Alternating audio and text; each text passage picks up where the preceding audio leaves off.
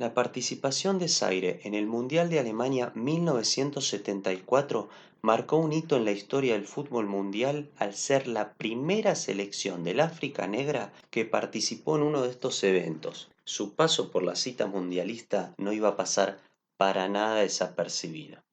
Yendo un poco más atrás en la historia, este territorio había sido adjudicado a Bélgica cuando se dividieron el territorio africano entre 7 países europeos y fue llamada Congo belga en su estado colonial. Más adelante pasó a ser el Zaire y su dictador Mobutu Sese Seko fue uno de los peores dictadores que tuvo África.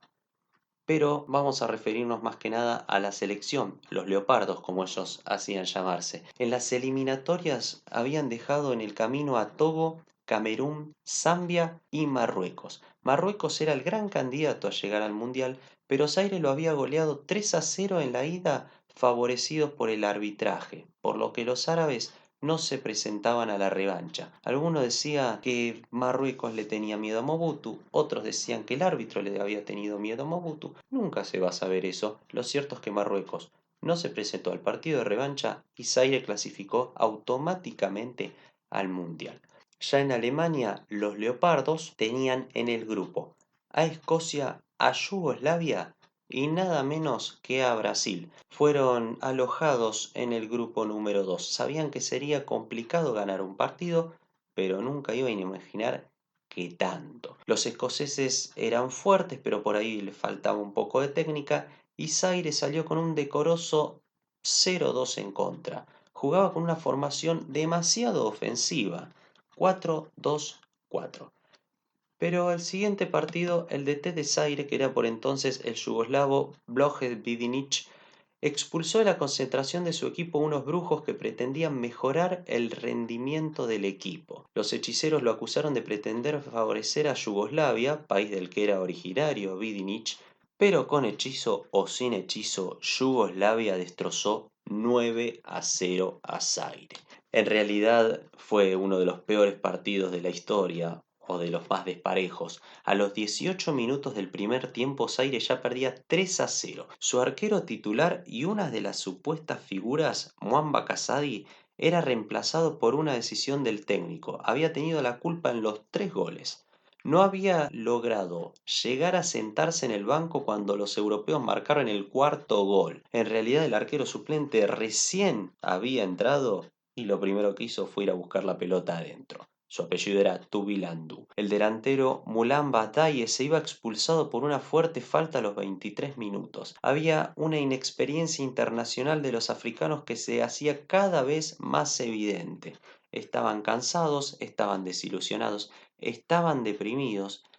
Poco le costó a los yugoslavios completar una goleada y Tubilandú, el arquero suplente, como había dicho, fue a buscar la pelota dentro del arco 6 veces más.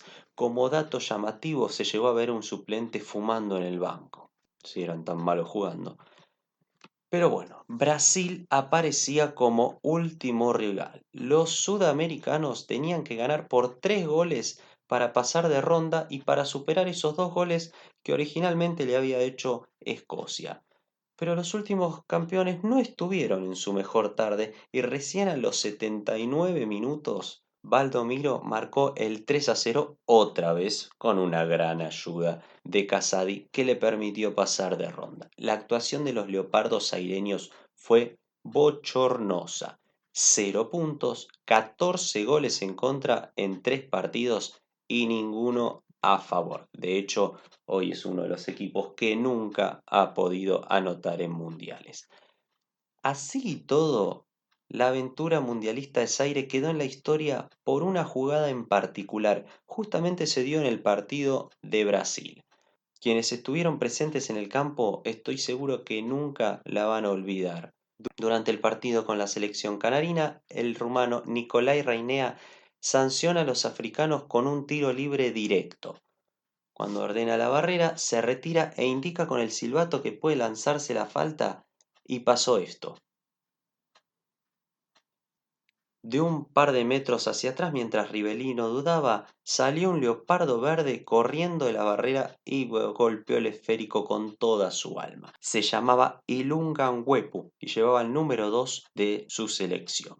Hay los diarios alemanes que no tenían mucho problema, se ve en esa época, en discriminar. Empezaron a decir, obviamente después de reírse mucho de esta selección, que porque eran negros ni siquiera conocían las reglas. Era la leyenda que circulaba en su momento, era una explicación fácil, era una explicación muy racista. Lo que no reparaba esa explicación era que Ilunga Huepu, que llevaba el número 2, repito, era uno de los mejores jugadores de todos los tiempos del continente africano. Además, era parte del once ideal del continente y esa acción lo iba a marcar de por vida.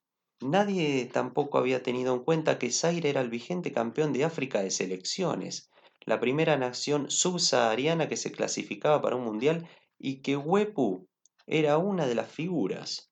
Entonces, ¿cómo era posible que esa jugada se haya dado en ese partido? ¿Se había vuelto loco el defensor? No.